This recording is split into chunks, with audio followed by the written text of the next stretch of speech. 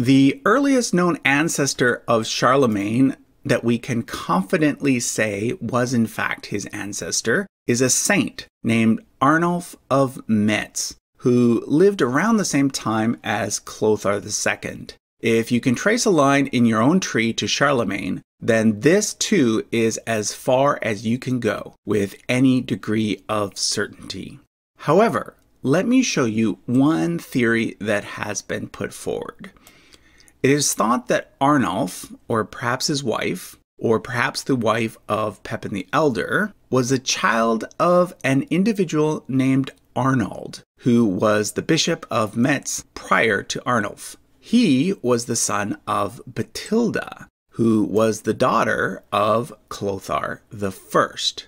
If this is true, this would provide a link between the Carolingians and the Merovingians.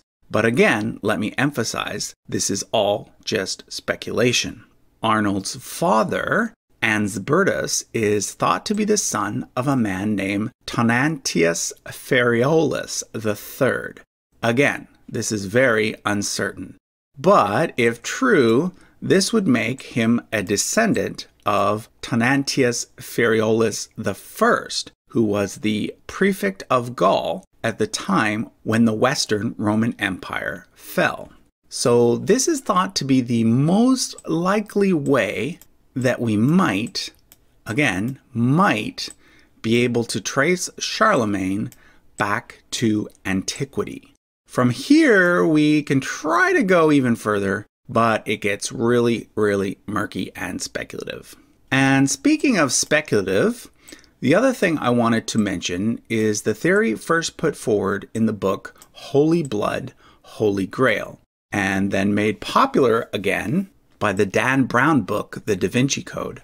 According to that theory, this individual here, Pharamond, who we're not even sure was an ancestor of Merovech, was the last of the Fisher Kings. The Fisher King being a character in the Arthurian legends who was custodian of the Holy Grail. But according to the theory, the Holy Grail was not actually a cup. It was a secret bloodline, a bloodline that can be traced back to Jesus, and thus back to King David as well.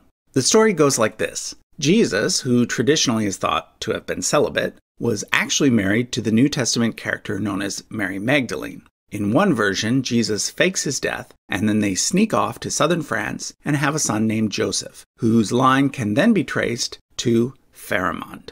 In another version, after the crucifixion, the biblical character Joseph of Arimathea smuggles the child and/or the Holy Grail to England, and a descendant of Joseph of Arimathea becomes King Arthur.